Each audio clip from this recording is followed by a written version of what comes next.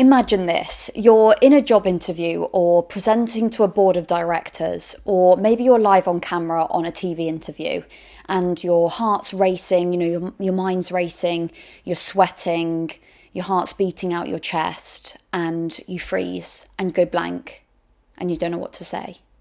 Everything you've rehearsed is just gone from your head. If this sounds familiar, I'm going to be able to help you in this video speak under pressure. Firstly, hey, my name's Leisha. I'm a news presenter and I read for organisations like the BBC, Sky News Radio. I'll show you a clip here.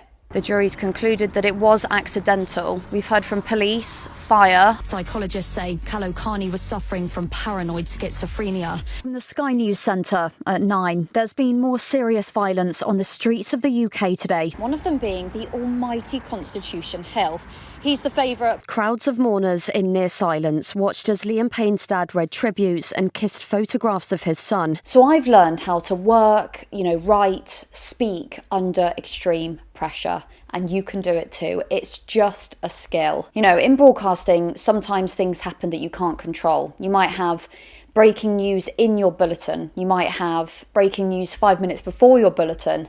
You might have technical difficulties going wrong. You might have a guest that doesn't want to speak, and you have to deal with these things live on air. And this is what I can help other people do. So I run the broadcast confidence method and I teach people how to speak under pressure. It might be meetings, interviews, a big speech, or on camera. And I'll help professionals, CEOs, athletes, everyone and anyone.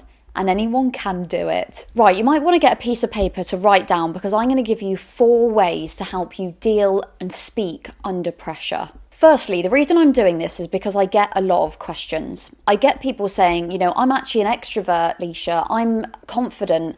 I'm not scared of speaking. But as soon as I have to speak in a group setting, I can't speak. People say I'm quite a confident person with my friends or my family or my colleagues, even my manager, maybe even my team. But as soon as I have to speak in a more professional, big setting in a boardroom, I just can't speak. I just fall apart and I can't remember what I was saying. Or, you do one or another. You either go blank or you start rambling and repeating and you lose your audience. These things I'm going to give you today are going to help you deal with nerves and help you make sure people are listening to you when you're speaking under pressure.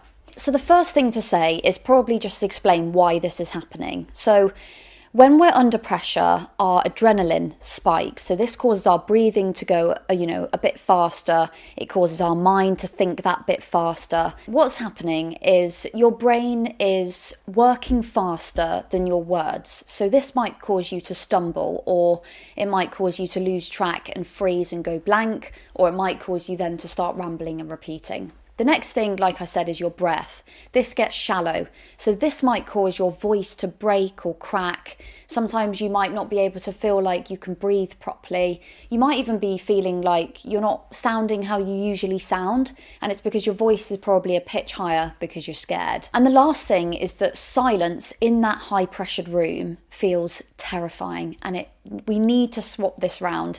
This is a good thing. Silence engages people. So we need to learn not to be afraid of it. The silence and the pause makes people rush their words. This again will lose your audience. So speaking under pressure isn't about being perfect. It's not about putting on this really great performance or acting and becoming someone else, becoming your alter ego, becoming someone confident.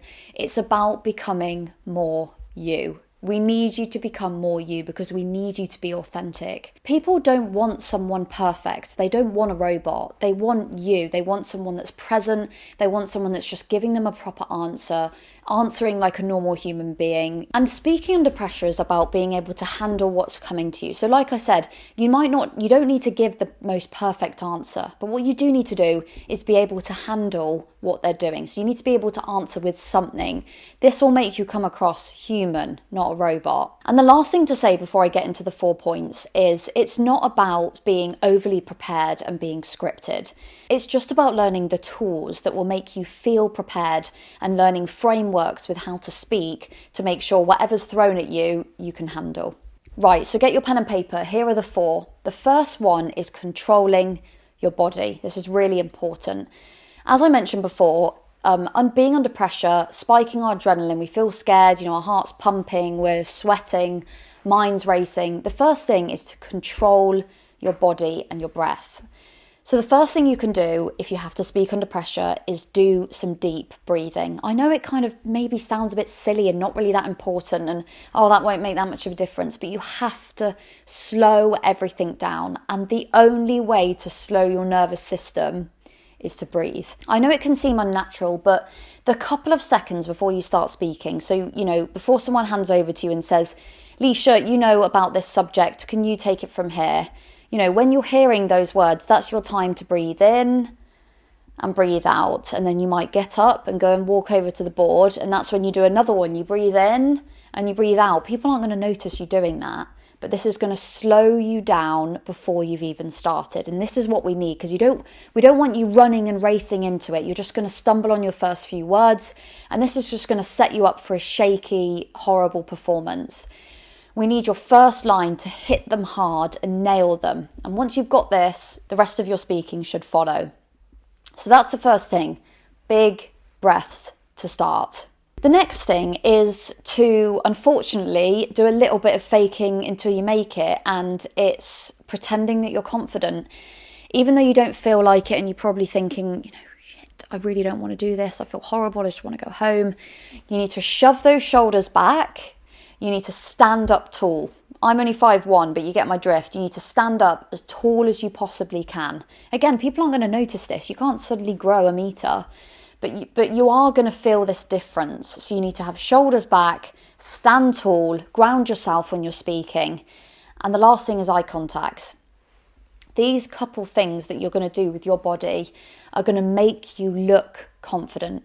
If you're looking down at the floor or, looking at your presentation, instead of looking at the people, showing them who's the boss and who's going to do well in this presentation, this is what you need to do. You need to show every single person that you're ready to speak and it's your time to speak and it's their time to listen.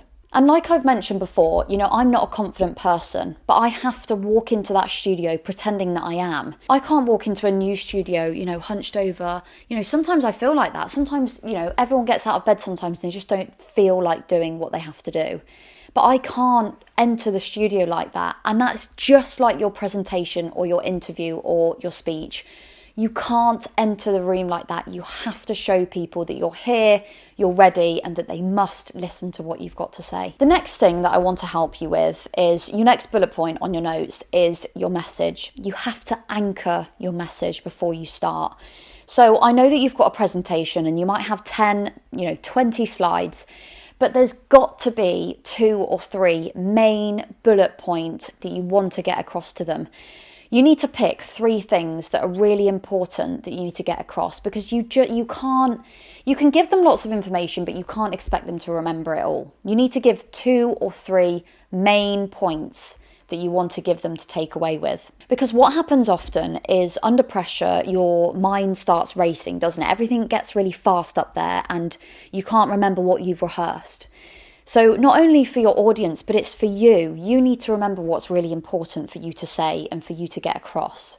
So instead of starting with all these different things and all this data and all these charts, try and start with one clear message. As a bulletin news presenter, I've got 2 minutes to tell my story. And I haven't actually got 2 minutes, I've got 10 seconds. And this is what you've got as well. I've got 10 seconds to lead with clarity and make sure people know that I'm worth listening to. And this is what you need to do. You need to hit them with the most important message first, so they know you're here and you're going to be listened to. The biggest problem with giving a speech or a presentation is that you lose your audience. And if you lose them within the first, 10, 20, 30 seconds, it is going to be incredibly hard to get them back. And that's the horrible thing, isn't it? You don't want to have to be worrying, are people listening? What are people thinking of me? Because you're already under so much pressure to speak with confidence and clarity. So you need to forget this, because as soon as you've got your message to hit them hard, you don't need to worry about other people. You need to be worrying about yourself. Are my shoulders back? Am I delivering with some clarity and confidence? Right, the next bullet point is, make sure you've got this written down, is the filler words. These multiply when you're under pressure and you won't even realise it. I'm talking about ums, ahs, likes, I'm talking about maybes, basically, we could, I was thinking, none of that. Cut, cut, cut, cut, cut. We need to hit them hard hitting with what you're saying, and this will make you come across as confident. This kind of joins to the point above that being under pressure makes you race. It makes you run through really fast because you're terrified. Your heart's beating faster, so everything's just moving quicker. So instead of these filler words, we're going to replace them with a pause. It's really simple. And that will give you time to breathe, which is really good. But also, it's going to give your audience time to process what you're saying. So this is really important. Cut the filler words. It makes you sound unsure. Make sure we're having time to breathe. The last step that I've got for you, your last bullet point, is going to be storytelling. Storytelling is how we connect with the audience, and this is what you're going to need when you're under pressure. You've got so much to think about, and what a story does is engages people, brings people in, helps you connect with them. It will help people remember you, and it helps people stay engaged. And this is exactly what you need when you're under pressure, because like I said, you've got so much to think about, so a story will help people stay engaged because you don't want to have to be worrying about engaging them. You want to be focusing on yourself. So sometimes instead of rattling off facts, see if you can put the facts and weave it into a story. Stories will also buy you time to think. It's a fun thing to do. It's a nice thing to do.